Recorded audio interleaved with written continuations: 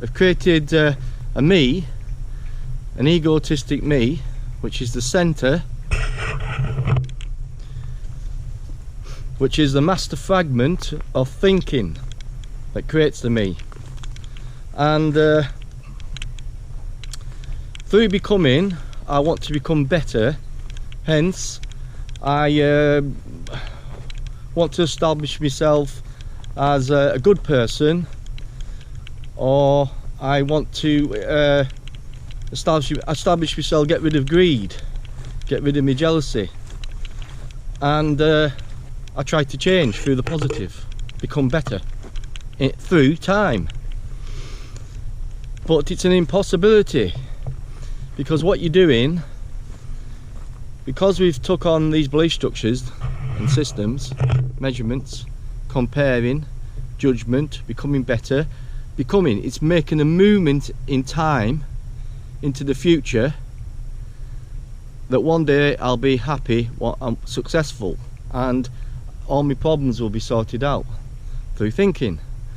It can't be. The brain, the memory, the thought is recorded, and then psychologically you act upon them memories and knowledge of your past and project it into the future, so you never really change.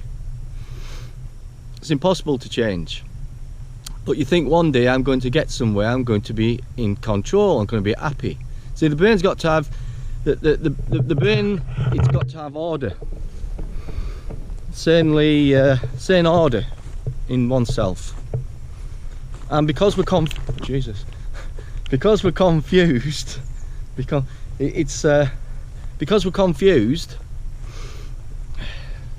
because I inside myself are in disorder, conflict in the consciousness, I'm trying to make a movement from that premise which is inside myself: disorder, chaos, confusion. Now you can't create order out of disorder. Now we've got to go back into thinking, the thinking brain. What's thinking and what is it? What's it for? Because everybody believes in thinking is the true source of power in the world. Well, if we look around in the world and the powers that be, politicians, different economic systems, industries of power which control money, like banking. By the way, money is just a belief system that we created in the mind, and it's just a tool, money, to exchange goods and services. So, and that's another subject, but we'll keep on where we're at with thought and thinking. Yes, you've got to think. You've got to be able to have knowledge to find your way home, find your way to work, find your way to the train station, have knowledge how to do your job. Now there's nothing wrong in that. That's called practical use of thought. But the thinking got greedy and wants control over people and power. So we fell from grace, and thought overspilled into the psychological realm where it has no place. So this is why we suffer. Now you can have all the wealth and money in the world, all the power, all the control, but still be in suffering. So that's not true wealth. True wealth is when you're at peace in your natural state, and to walk around with no psychological problems. If you've got your shelter, you've got your clothes and food, what more do you want? Everything else is a bonus. Now I'm not saying that you don't better your life, but when you try to find the me, trying to find myself identified with the mind, in that I'm going to suffer, because I'm making a movement, and that's fiction psychologically. And this is why the educational system is totally wrong. It's a fact, it's not an idea. These things I'm discussing with you are not based on ideas. They're not based on concepts, not based on opinions.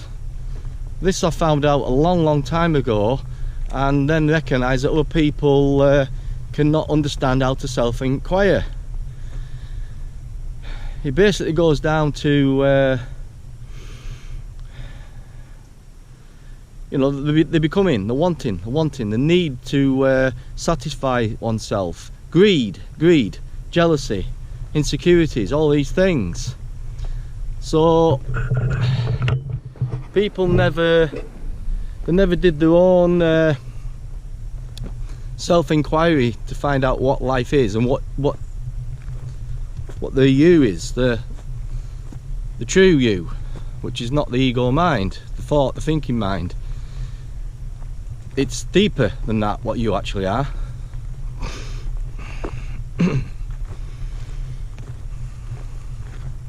So if we go back to opinions and judgments, condemnations, what we're talking about here, I've created an image about myself, tried to add to the positive. Oh, I'm a good person, one day I'll be better. Once I get a nice house, another big car, or the wife, want to get the perfect wife, then everything's going to be fine. Well, it's not. It's only short-lived. It might work for a while, but you're going to end up back in the same position as you were before. It's what's called juggling forms.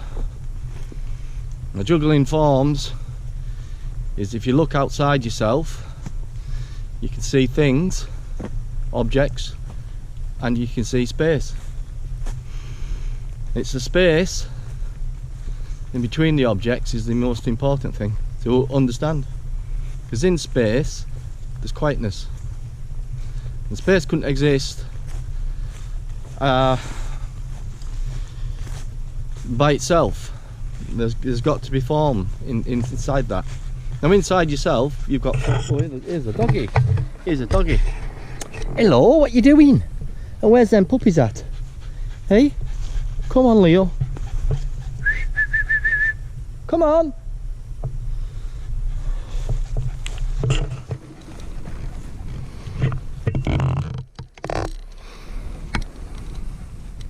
Beautiful.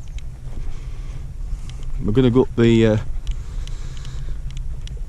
up incline now, and on top of here, well, we're going to come into the sun because we're in a valley, and then if we've got enough battery time, we'll see the view over the island of Corfu, Albania, and some of the little islands in the ocean. Like I say, I'm on the north of the island. There's actually quite a few spiritual centres here.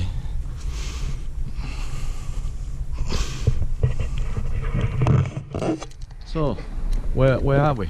Yeah, we're talking about image creating.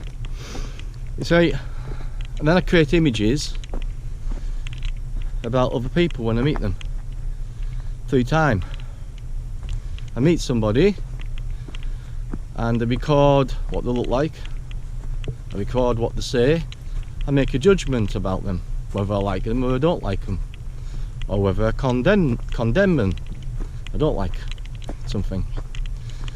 So, and if that person I meet, I get to know them, or it might only be one or two times you've met them, but if they say something to you that you don't like, then you record it. So next time you meet them, you have drawn an image, an idea based on the past, and from that standpoint you judge them on what you think based on past experience, you see. And if they hurt you, meaning, you know, you're a good person and you're practicing to be a good person, and they say something to you maybe about your job and your career that you don't like, then you're going to get upset, because I have an image, and I have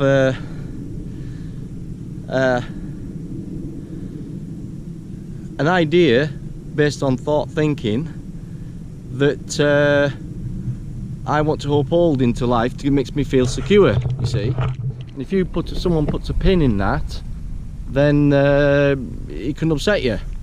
And depending on the degree of the image, the depth of the image that you've built, like a tower, you've created a structure, a wall around you over time, over your time period of your life, from childhood through to schooling and then into the workplace. So I've created all these images, belief structures myself. But here's one of the key concepts: what you've taken on and believed as well on a more deeper level and collectively is other people's belief structures, beliefs that have got no relevance, they've got no substance, they're not actually a fact, just an idea on someone's second-hand knowledge. And because thought, when it's used psychologically, is corrupt, that belief structure and idea that you have, that when you use to judge outside yourself, judge inside yourself, is incorrect. Now, if this is new to you and you don't grasp it, or if it resonates with you, then you'll completely understand what I'm talking about. And if you go into these things, you'll find out that everything what's been said is true, not based on opinions or judgments. If you've got opinions and judgments that are highly deeply rooted into your consciousness, then you have a distortion there. Absolutely beautiful. Now, I'm going to show you up in the valley. I'm going to go up there on the tops. It's getting warm now. Still get a nice suntan today. So I'll let that lay with you for a moment, and then we'll discuss it more.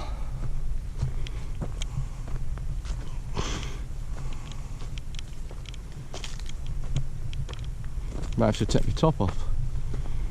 It's the first morning I've put my top on. It's a little bit chilly in the now I don't know where the dogs have gone. We've got one dog and missing two pups. Leo Lion, come on. Come on. Silly pants.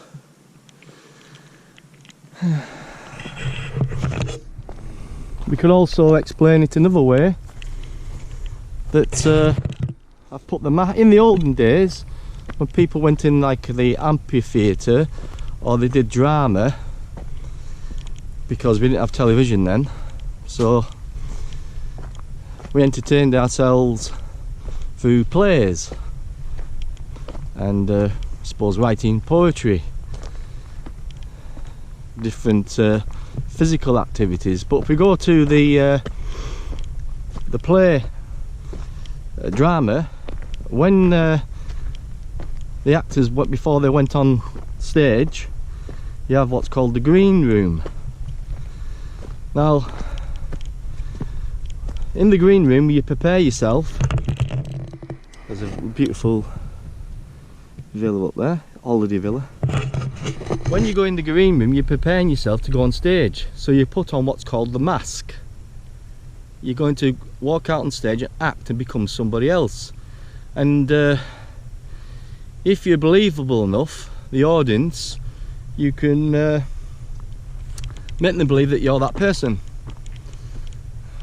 But when the performer had left the stage and goes back into the green room, he takes off the mask. He knows it's just a game. It's just a fictitious imagination of performing to entertain the people. There could also be another aspect to that entertainment on a more deeper level, profoundly, but depend on the frequency of the expression of thought. There could be deep-rooted messages about spirituality, about enlightenment, about waking you up. This is why we've got symbols and statues that resonate with what's called the psyche. Because The symbols can't be, if there's a true resonation of a symbol, deep-rooted wisdom, that's the key word, then that symbolism can't be distorted like in a book can. If there was Jesus and these teachings, or the Bible, you know, things have been changed, so you can't find the truth out of a book. Not really. There can be pointers, but you're going to have to sort things out. So there's nothing wrong with reading things, but there's too much what we call I would call it 180 degrees upside down world, that people, because they're in the distortion themselves, they're creating these works from the positive, but they're operating in the disordered state. You see, this is the trick. This is the mischief that the mind's played. You see, because it's can't find true peace, and we're going into their enlightenment.